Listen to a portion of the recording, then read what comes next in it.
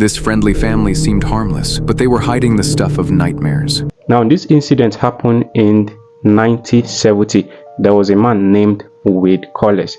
Now, this man was, I will not say a driver, but he was taking a trip to somewhere. Now, he got to a particular place.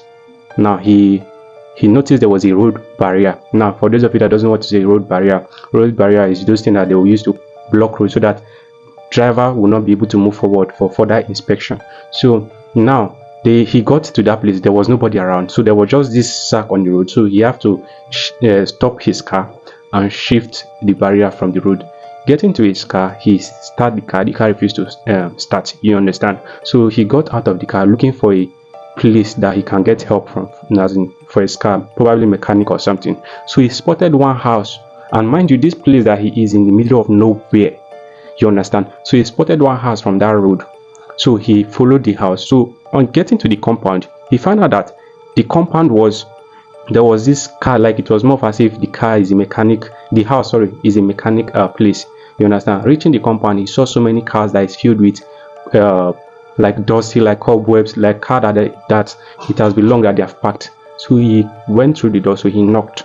So lo and behold, a woman stepped out. So he was like, he explained himself, like he needed help. That he just explained what happened to him on his way coming. So the woman welcomed him, you understand. And mind you, this is where the story became more darker, you understand. So now as I welcome him, the moment he entered this house, he noticed something was off.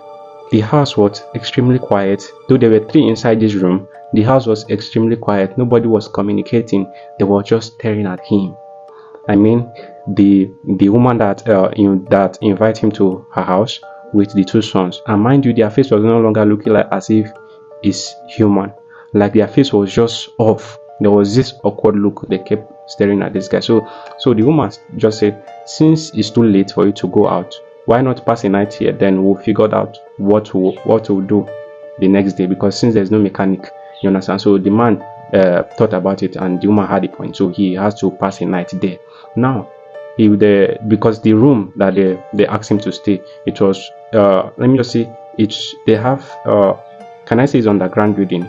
The place that they asked him to stay, the room that they gave him, it was up. Then the down, it was where things start getting darker in this story. So now he was sleeping. He was hearing noise, like he was hearing this terrible sound from like beneath, like underneath the building. So he have to walk. So he opened the door while they thought he was sleeping. He opened the door to check. So he find one of the woman's son.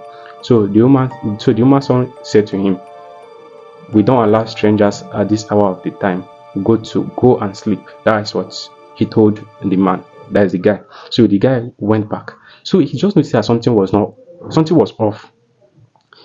That same sound still come up again. So he opened the door again. I think around kind 1 hour to 1 hour 30 minutes later. So he opened the door again, trying to know what is going on. So because he was actually hearing a strange sound that is not pleasant to the ear. So before you know, he saw the husband. And mind you, this woman told this guy that his husband was not around. So you understand. So he met the husband after moving down to the basement of the building, because there's a basement down.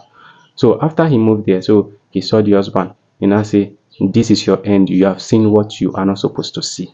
That's what he told this guy. And this guy was he was just froze in shock. You understand. Now I'll end this video here because it's becoming too longer. So if you find this video interesting, please like and comment part 2 if you want part 2 of this video. Thank you.